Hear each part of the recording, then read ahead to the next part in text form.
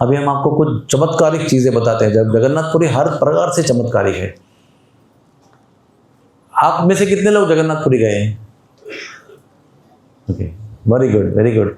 जीवन अगर मनुष्य का मिला है तो वहाँ जरूर जाना चाहिए, नहीं तो जीवन व्यर्थ है हमारा। हाँ, जगन्नाथपुरी का जो मंदिर है ना, उसके ऊपर आपको पक्षी कभी भी ऐसे उड़ते हुए नहीं दिखेंगे। पक्षी आपको ऐसे ही उड़ते हुए दिखेंगे। कोई समझा नहीं आज तक पक्षियों को कौन रोकता है ऊपर जाके, इतना ऊंचाई पर पक्षियों को कौन बोलता है कि ऐसा मत जाना, ऐसे जाना। लेकिन आप कभी भी जाकर ध्यान से देखना, ऐसे अब पक्षी ऐसे गोल जाएंगे, क्योंकि ऐसे ऊपर क्रॉस करके नहीं जाएंगे। दूसरा, समुद्र कितना पास है ना उधर से। एक्चुअली वो मंदिर समुद्र किनारे ही है। अभी बीच में बिल्डिंग सब आ गए तो लगता है कि अरे समुद्र किनारा दूर हो गया, लेकिन समुद्र किनारे पे ही वो मंदिर बनाया गया है। और जगन्नाथपुरी का समुद्र जो है उसमें बहुत भयंकर ध्वनि होती है। हमने अभी दादर चौपाटी में, इधर चौपाटी में 2-3 फीट की लहर देखी है, लेकिन जगन्नाथपुरी में हमने स्वयं 8 और 10 फुट की लहर देखी। यानी यहाँ से यहाँ तक इतनी बड़ी लहर है। और मेरे साथ में खड़ा हो गया ना तो उठा के उसको 10 फीट दूर फेंक देगा वो। अगर आप जाएंगे ना ऐसा हिम्मत करके, वो लहर में घुसोगे ना, तो लहर जब ऊपर जाती है तो आपको उठाएगी और पूरा उधर तक फेंक देगी। आप कितने भी बड़े तैराक होंगे, स्विमर होंगे, आपकी हड्डियाँ टूटेंगी अगर आप प्रयास करोगे तो। जगन्नाथपुरी का समुद्र बहुत भयंकर होता है, तो उसकी आवाज़ भी बहुत तेज होती है ना। आप कहीं भी जाओगे तो आवाज़ चलती रहती है दिन रात। तो जगन्नाथपुरी के जो द्वार है ना, उसमें से एक द्वार समुद्र के अपोजिट है, बाकी एक द्वार यहाँ है, एक द्वार वहाँ है, एक द्वार इधर है, एक द्वार समुद्र के ओर खुलने वाला है। लेकिन चमत्कार ये है कि जैसे ही आप जगन्नाथपुरी के मंदिर के द्वार में एक कदम रखोगे, आवाज़ बंद। एक कदम बाहर हो, एकदम मंदिर के पास में हो, तो आपको लहरों की आवाज़ आती रहेगी। एक कदम अंदर रखोगे, आवाज़ बंद। ये चमत्कार है। पूरे मंदिर के प्रांगण में कहीं भी आवाज़ नहीं आएगी आपको। उसका कारण क्या है? क्योंकि समुद्र बहुत आवाज़ करता था, और भगवान जब लक्ष्मी को एकांत में मिलते थे जगन्नाथ जी, तो उनको बहुत डिस्टर्ब होता था। तो उन्होंने कई बार समुद्र को बोला, अरे शांति रखो आप। समुद्र तो सुनता नहीं था, तो उन्होंने हनुमान जी को बुलाया। बोले हनुमान जी, ये मुझे नॉइज़ नहीं चाहिए, यहाँ पर जो करना है करो, मुझे शांति चाहिए। तो हनुमान जी वो गेट पर ऐसे खड़े हो गए। वो सारी जितनी ध्वनि ले रही थी ना, साउंड वाइब्रेशन, वो कान में इकट्ठा किया, तो उनका कान का पर्दा फट गया। लेकिन वहाँ से कोई साउंड का लहर जो है आगे नहीं गया, तो उनका कान का पर्दा फट गया। नाम क्या पड़ा उनका? कान फाटा हनुमान। आज भी खड़े हैं उधर। उनके आगे इतनी सी आवाज़ नहीं आती समुद्र की। ये उसका रहस्य है। उसके आगे जाओगे तो कोई भी मंदिर रहेगा ना, तो उसके शिखर की छाया गिरती है। बीच में है तो नहीं गिरती, लेकिन अगर 1 बज गया, 2 बज गया, 3 बज गए, तो छाया ऐसे गिरने लगती है, और लास्ट में एकदम लंबी छाया गिरती है। आप 24 घंटे में छोड़ जाओ, 12 घंटे में जब भी सूर्योदय होता है, तब से लेकर सूर्यास्त तक आप पूरा दिन ऑब्जर्व करो, जगन्नाथ के शिखर की छाया कभी जमीन पर गिरती नहीं है। आपको लगेगा कि शायद सच नहीं है, ऐसे ही बोल रहे हैं लोगों को बहकाने के लिए। आप जाओ उधर, टाइम निकाल के खड़े रहो, देखो कहाँ सूरज है और कहाँ छाया गिरनी चाहिए उसकी। तो आपको बॉम्बे में देखा है ना, आपको कैसे पता चलता है? जब सूरज उगता है तो उतना दूर तक बिल्डिंग की छाया गिरती है, फिर ऊपर आता तो सब बिल्डिंग की छाया नीचे ऐसे गिरती है, फिर वापस इस तरफ गिरने लगती है। आप चलोगे तभी दोपहर को छाया ऐसी गिरेगी, शाम को आपके आगे छाया लंबी लंबी गिरेगी। आपको पता है कि सूरज कहाँ है, छाया कहाँ गिरनी चाहिए? क्योंकि जगन्नाथपुरी के मंदिर की छाया दिन भर में किधर भी नहीं गिरती। आगे आइए, जगन्नाथपुरी का जो ऊपर आपने देखा है झंडा लहराता है, कितने फुट का झंडा होगा वो, जो आपने देखा है कभी? कुछ आइडिया है? 1 फुट, 2 फुट, 3 फुट? अरे 1 फुट का झंडा बनेगा वो दिखेगा ही नहीं आपको। कम से कम 12 फीट का मिनिमम लंबा झंडा होता है, और एक नहीं, लाइन से ऐसे ऐसे ऐसे ऐसे डोरी पे लटके हुए ऐसे झंडे रहते हैं। और वो आपकी आशा क्या होती है कि हवा ऐसे बहेगी तो झंडा ऐसे लहराएगा यहाँ पर, लेकिन जब हवा यहाँ बहती है तो झंडा इधर लहराता है। वो भी एक देखने लायक बात है। आज तक साइंस उसको प्रूव नहीं कर पाया कि हवा अगर ऐसे बहती है तो झंडा उल्टा कैसे फहराता है। कौन सा साइंस है ये? कौन सा फिजिक्स है? कौन सा केमिस्ट्री है? कौन सा बायोलॉजी? आज तक समझ में नहीं आया, लेकिन आपको जाके देखना चाहिए और ये भी दिखना चाहिए कि हवा कहाँ से बह रही है। कुछ रुमाल पकड़ के देखो कौन सी दिशा में हवा बह रही है, ऊपर देखो झंडा किधर लहरा रहा है। आगे देखिए लक्ष्मी देवी का जो किचन है उसके अंदर 7,200 चूल्हे हैं। और हमारे चूल्हे में कैसा होता है, किचन में एक बर्नर पे हम एक ही बर्तन रखते हैं, दो बर्तन रखते क्या, एक में दाल एक में राइस रखते क्या, कुकर में रखते हैं, लेकिन वो प्रेशर के अंदर होता है तो सब साथ पे पकता है। लेकिन ओपन विदाउट कुकर रहेगा तो आप एक ही रखते हैं ना बर्तन, या दो रखते हो कि नीचे की भाप से ऊपर का भी चावल पकेगा, ऐसा नहीं होता है ना। लेकिन जगन्नाथपुरी के हर एक चूल्हे के ऊपर, वो लकड़ी के चूल्हे होते हैं, मट्टी के बने हुए और लकड़ी से चलते हुए चूल्हे होते हैं, उसमें 4-4 बर्तन होते हैं, कभी कभी 7 भी होते हैं, और अलग अलग आइटम उसमें रखते हैं। और सबसे ऊपर का जो है उसमें पहला पकता है तो उसको उतार कर रखते हैं। हमारी उम्मीद क्या होती है, अगर रखेंगे तो नीचे का पहले पकेगा ना, तो नीचे का पहले कैसे निकालेंगे। जगन्नाथपुरी में मैंने मेरी आंखों से ये देखा हुआ है। अभी तो किचन का राउंड वहाँ बंद हो गया है। जब हम जाते थे पहले 30-40 साल पहले, तो दिन भर कभी भी आप घंटों घंटों एक टिकट पर घंटों घंटों किचन का राउंड ले सकते थे। तो हमने देखा हुआ है, रखते हुए, धोके देते हुए, चूल्हा लगाते हुए, रखते हुए, और निकालते समय भी देखा है। सबसे पहले ऊपर का निकालते हैं, पूरा पका हुआ दिखाते भी, वो बात नहीं करते, पूरा बंद रहता है उनका नियम है। वहाँ पर 1000 कुक रहते हैं, वहाँ पर 500 कटाई में रहते हैं, धुलाई में कटाई में रहते हैं, 500 अग्नि के पास बनाने में रहते हैं। लेकिन उनका सबका नियम है, एक कोई मुंह से बात नहीं करेगा, ये भी देगा नहीं, पानी ला के दे, सब्जी काट के हुआ क्या, वो कोकोनट ग्रेट करके हुआ क्या, ऐसे कुछ नहीं, खाली इशारे सारी बातें करते हैं, इशारे सब काम चलते हैं। तो सबसे पहले ऊपर का पकता है, ये भी एक चमत्कार है। हाँ, दूसरा चमत्कार क्या है कि हर रोज 7,200 किलो का चावल बनता है, फिक्स है उनका। तो 10,000 लोगों के खिचड़ी का चावल बनता है, लेकिन 1 लाख लोग आएंगे तो भी वो कम नहीं पड़ता है। और फेस्टिवल में 10 लाख लोग भी आते हैं और खाते हैं तो भी कम नहीं पड़ता है। लेकिन ऐसा नहीं, हम लोग कैसे, अरे आज फेस्टिवल है क्या, कितने लोग आएंगे, 5,000 लोग आएंगे, चलो सामान बटाओ 5,000 लोगों का। अरे आज क्या है, छोटा फेस्टिवल है, 2,000 लोग आएंगे, तो कम सामान लेते हैं, ज़्यादा आए तो ज़्यादा सामान लेते हैं। हम कैसे सोच के बनाते हैं ना, भाई कम नहीं पड़ना चाहिए। लेकिन जगन्नाथपुरी में साल भर में हर एक दिन उतनी ही क्वांटिटी का सब कुछ सामान लेते हैं वो। लेकिन फिर भी फेस्टिवल में लाखों लोग आते हैं, लास्ट आदमी को भी खाना मिलता है पेट भर, और बाकी समय पर कम लोग आते हैं, उनको भी पेट भर के खाना मिलता है। ऐसे कहा गया है कि जब तक जगन्नाथपुरी के रसोई में अग्नि जल रही है, तब तक विश्व की सारी पॉपुलेशन जगन्नाथपुरी में आएगी तो भी उनको पर्याप्त खाना मिलेगा।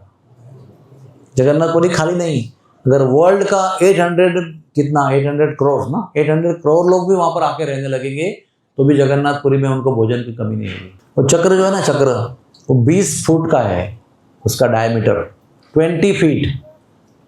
और आप परिक्रमा करोगे ना मंदिर के, ऐसे गोल हम लोग करते हैं परिक्रमा, ये द्वार से, हाँ, अश्व द्वार से गज द्वार, गज द्वार से व्याघ्र द्वार, व्याघ्र द्वार से सिंह द्वार, ऐसे करके हम 4 द्वार की पूरी मंदिर की परिक्रमा करते हैं।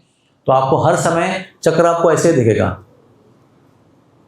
कैसे दिखना चाहिए आपको, कभी ऐसे दिखेगा आपको, फिर आप ऐसे जाओगे तो आपको ऐसे दिखेगा, फिर वापस आपको ऐसे दिखेगा, है ना। आप आशा है कि चक्र ऐसा, तो आप यहाँ जाओगे तो ऐसा दिखेगा आपको, यहाँ आओगे तो आपको ऐसा दिखेगा, यहाँ आओगे तो आपको ऐसा दिखेगा। लेकिन आपको हर समय चक्र ऐसे दिखेगा, कहीं से भी जाओ चक्र आपको ऐसे दर्शन देगा। मैंने ये कई बार प्रयोग करके देखा है, लोगों को भी दिखाया, देखो बराबर से देखो, ये भी एक चमत्कार है। और बाकी सारे बहुत सारे चमत्कार हैं।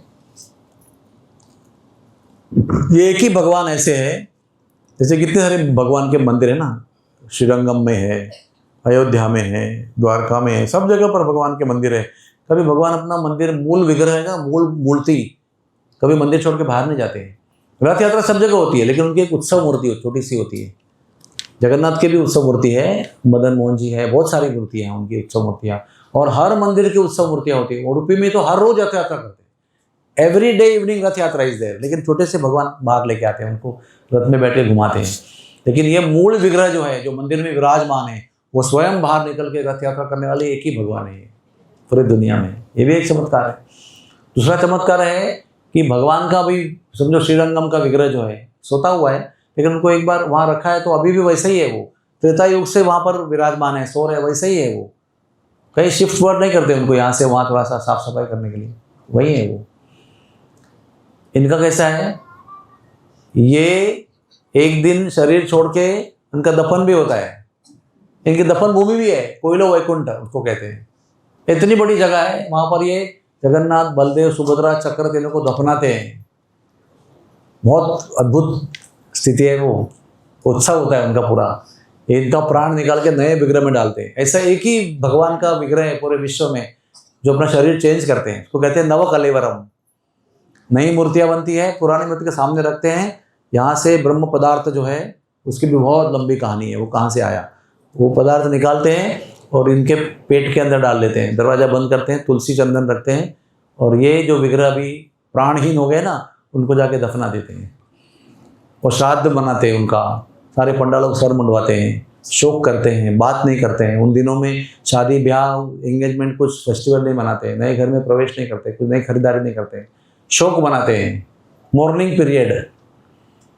कोई भगवान का विग्रह दुनिया में ऐसा नहीं होता है जिसमें कभी बनाया, कभी दफनाया, कभी नया बनाया, ऐसा नहीं होता है। उसके बाद में देखो बरियल, श्राद्ध, मॉर्निंग सब कुछ इसमें फॉलो करते हैं वो। अभी रथ बनाते हैं, हर साल नया रथ बनाते हैं, ऐसा नहीं कि वही हमने हमारे मंदिर में कैसे होता है, वही रथ है सालों साल से, उसी को डेकोरेट करते हैं, उसी को, लेकिन तोड़ते नहीं उसको। जगन्नाथपुरी में हर साल नया रथ बनता है। अक्षय तृतीया के दिन रथ बनना आरंभ होता है और आषाढ़ के द्वितीया तक, एकादशी, आषाढ़ के महीने के शुरुआत में रेडी होता है वो। 2 दिन पहले से रेडी होता है, लेकिन 2 दिन वेट करते हैं, डेकोरेट करते हैं उसको। हर साल 6600 फसी के पेड़ को तोड़कर वो भुवनेश्वर से जगन्नाथपुरी में ग्रैंड रोड पे आता है और अक्षय तृतीया में उसका विधि पूर्वक रथ बनाना आरंभ होता है।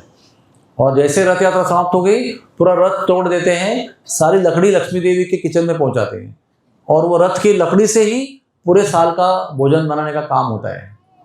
क्या गणित है देखो, परफेक्ट। उडुपी में भी ऐसा ही है, एक कड़ी के रथ, कड़ी के करके एक जगह है, वहाँ पर एक रथ जैसे बना के, लकड़ी बना के रखी है, उसी में से साल भर का रसोई बनता है। उडुपी में भी कड़ी के रथों बोलते हैं उसको, कभी जाके दर्शन करना, उसमें से निकाल के फिर उसको बाद में 1 साल के बाद में पूरा भर देते हैं उसको। उसके बाद में जगन्नाथपुरी में कोई एकादशी नहीं करता है। एकादशी देवी को जगन्नाथ जी ने उल्टा टांग कर मंदिर के पीछे रखा है।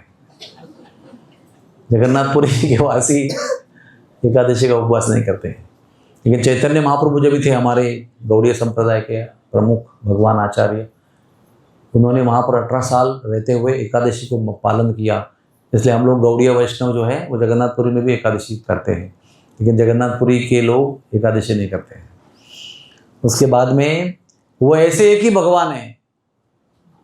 आपने कोई सुना है क्या, रंगनाथ जी बीमार पड़े, रंगनाथ जी को सर्दी हो गया, या अयोध्या के राम को बुखार आया, मूर्ति बहुत गर्म हो गई थी, फिर दवाई दिया उनको, ठंडे हो गए, फिर डॉक्टर को बुलाया, ऐसा होता है? नहीं होता है। जगन्नाथपुरी के भगवान एक लीला के अंतर्गत जो है पब्लिक स्नान करते हैं। ज्येष्ठ पूर्णिमा 29 जून को हुआ इस साल, उसके बाद उनको बुखार आता है। और अब में समय कम है, मैं आपको क्या क्या बताऊँ, इतनी सुन लीला है कि उनका शरीर 104, 105 तक तपता है, चटका लगता है उनके शरीर से। ये हमारे एक डॉक्टर ने अनुभव किया है, बहुत साल पहले की बात है। अंदर लेकर जाकर उनको प्राइवेटली कुछ दर्शन कराया तो उनका हाथ का चक्कर, इतने एक्साइट हो गए थे वो, रात को 2 बजे जाके भाग के समुद्र किनारे महाराज जी के रूम पे गए और दरवाजा खटखटाया, महाराज जी उठो उठो, जगन्नाथ को हकीकत में बुखार आता है। महाराज 2 बजे बाहर आए, बोले मुझे पता है। जो आपको आश्चर्य हो रहा है मुझे पता है, ऑलरेडी हर साल उनको बुखार आता है ना। तो उस काल को कहते हैं अनवसर। अनवसर काल जो है वो बुखार का काल है, दरवाजा बंद होता है और उसमें उनको दवाई देते हैं। अभी कल भी मेरे पास उनका जड़ी काढ़े का प्रसाद आया था हमारे जगन ये मंदिर से। उनको काढ़ा पिलाते हैं, भोजन नहीं कराते हैं, अन्न वन्न नहीं खाते, वो काढ़ा पिलाते हैं, फिर फल देते हैं, फिर जड़ी बूटी देते हैं। सब उनका सिस्टम है। एक बार 15 दिन का एक सीक्वेंस है पूरा। वैद्य जाएगा, फिर वैद्य जाएगा, फिर वैद्य जाएगा, प्रिस्क्रिप्शन चेंज करेगा, फिर लास्ट में उनको खिचड़ी देंगे, फिर बाद में वो बाहर आएंगे। दर्शन करने के लिए, फिर रथ में बैठ के घूमने जाएंगे, ऐसा है उनका। तो ये ऐसे एक ही भगवान है, पूरे विश्व में सारे भगवान की सेवा केवल ब्राह्मण करते हैं। ब्राह्मण के अलावा, वो भी ब्राह्मण के कुल में जन्म लेकर, वो ब्राह्मण की सेवा की दीक्षा लेनी चाहिए उनको। सेवा का दीक्षा मंत्र लेने के बाद में, ट्रेनिंग के बाद में वो अंदर गर्भगृह में प्रवेश करते हैं। लेकिन जगन्नाथ के मंदिर में हर जाति के लोग सेवा करते हैं, शूद्र लोग भी भगवान की सेवा करते हैं। कुल मिलकर 119 जातियां हैं। कितनी जातियां हैं? 119। 118 थे पहले, जगन्नाथ ने 119वां भी बनाया, उसका भी एक कहानी है, कभी बताऊंगा आपको। तो 119 जाति के लोग, जिसमें ब्राह्मण है, शूद्र है, क्षत्रिय है, वैश्य है, चांबार है, कुमार है, सब प्रकार के लोग हैं। उनकी विशिष्ट सेवा होती है, वो पीढ़ी से वही सेवा करते हैं। फॉर एग्जाम्पल, जब भगवान को बुखार आता है ना, तो उनको ना चंदन के तेल से नहलाते हैं। अब चंदन का तेल, मतलब कितना चंदन लगता रहेगा उसको तेल निकालने के लिए। चंदन का अतर होता है ना, वो कम से कम 10-15 लीटर होता है, और वो एक ही परिवार बनाता है उस चंदन का तेल को। और वो इस साल के लिए पिछले साल बनाते हैं, और बनाकर जैसे अभी अमावस्या चल रहा है, अभी तो काल अभी भगवान का स्नान हो गया चंदन का। हाँ, तो ये तेल जो है वो लास्ट ईयर बना है, लास्ट ईयर बना के जमीन के अंदर रखा है, और वो निकाल कर जब भी देते हैं तो अगले साल के लिए बनाकर फिर जमीन के अंदर रखते हैं। कहते हैं वो जब स्नान कराते हैं, जैसे हम लोग बाल्टी में स्नान करते हैं ना, वैसे कई बाल्टियाँ भर के वो चंदन का तेल होता है। तो कहते हैं पुजारी लोग जो स्नान कराते हैं, उधर 7 दिन तक हम लोग इतना स्नान करते हैं, फिर भी वो चंदन के तेल की खुशबू हमारे शरीर से निकलने जाती है, क्योंकि उनके ऊपर गिरता है ना, वो स्नान कर सब गिरता है, इकट्ठा करते हैं, हाथ की खुशबू भी जाती नहीं है। ऐसे है वो। तो मैंने आपको एग्जाम्पल दिया कि चंदन की सेवा, ऐसे हजारों सेवाएं हैं उनकी, वो विशिष्ट जाति के लोग ही करते हैं। फिर ये ऐसे राजा भगवान है, जो राजा जो है ना गजपति, उसके स्वप्न में बार बार आते रहते हैं।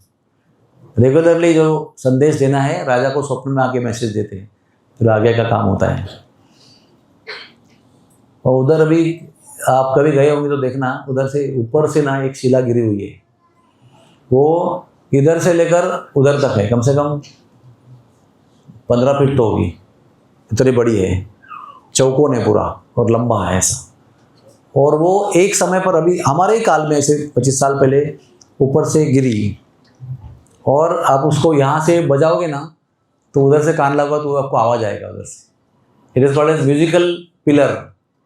यहाँ से कॉइन लेके आप कुछ म्यूजिक बजाओगे और वहाँ कान लगाओगे तो आपको वहाँ से उसके अंदर से आवाज़ आएगी। और उन्होंने बहुत रिसर्च किया कि कहाँ से गिरी, ऊपर से, कहीं जहाँ से गिरी वहाँ पर तो दिखेगा ना कि यहाँ पर नहीं है शिला, अभी गैप है उधर।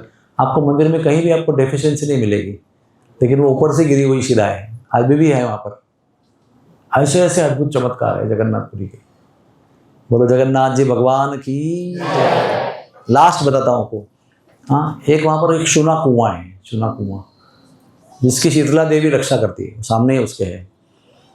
उसी कुएं के पानी से जगन्नाथ को स्नान कराते हैं। साल में एक बार खाली वो कुआं खुलता है, उसका नाम है चूना कुआं। उससे 108 सोने के कलश पानी निकालते हैं, केवल उसी दिन रात को निकालते हैं, और बड़े धूमधाम से उसको वहाँ से निकालकर वेदी पर लेके आते हैं मंदिर के बाहर। और फिर उसका कैलकुलेशन है 33, 18 एंड 20, ऐसे जगन्नाथ, बलदेव, सुभद्रा और शक्र, उनको स्नान कराते हैं। उसका नाम है चूना कुआं। वो एक गेट के पास है, लोगों को पता नहीं रहता है, हम लोग उनको जाके दिखाते हैं, खोल के भी दिखाते हैं। और वहाँ पर उसके सामने ही शीतला देवी का मंदिर है जो उसकी रक्षा करते हैं। ऐसे ये ऐश्वर्य, माधुर्य, और तीसरा भाव है औदार्य, चैतन्य महाप्रभु का, ये सबका मिलन जगन्नाथपुरी है। और जगन्नाथ भगवान ऐसे दिव्य रूप में हम सबको आनंद देने के लिए वहाँ पर खड़े हैं। और उनके राजा ने उनको वरदान मांगा था कि हमको एक वादा करो आप, कि आप यहाँ पर दर्शन देते ही रहोगे और केवल 1 प्रहर सोओगे। इसलिए वो कल 3 घंटा सोते हैं और 21 घंटा दर्शन देते रहते हैं। और बीच में कहा ना, बीच काल में कभी सोते ही नहीं है, दिन रात जगे रहते हैं। यानी हम लोगों को जितना हमारा उद्धार हो ऐसी इच्छा है, उससे करोड़ों गुना अधिक भगवान को इच्छा है कि इन लोगों का उद्धार हो। इसलिए वो जानते हैं कि मेरे दर्शन में ही इनका उद्धार है, इसलिए दर्शन देते हुए खड़े रहते हैं। बोलो जगन्नाथ भगवान की जय। जय जगन्नाथ भगवान की। जगन्नाथ बलदेव सुभद्रा माई की। सुदर्शन चक्र भगवान की। Hare Krishna Krishna Krishna Hare Hare, Hare Ram Ram Ram Hare Hare. Thank you very much. Hare Krishna.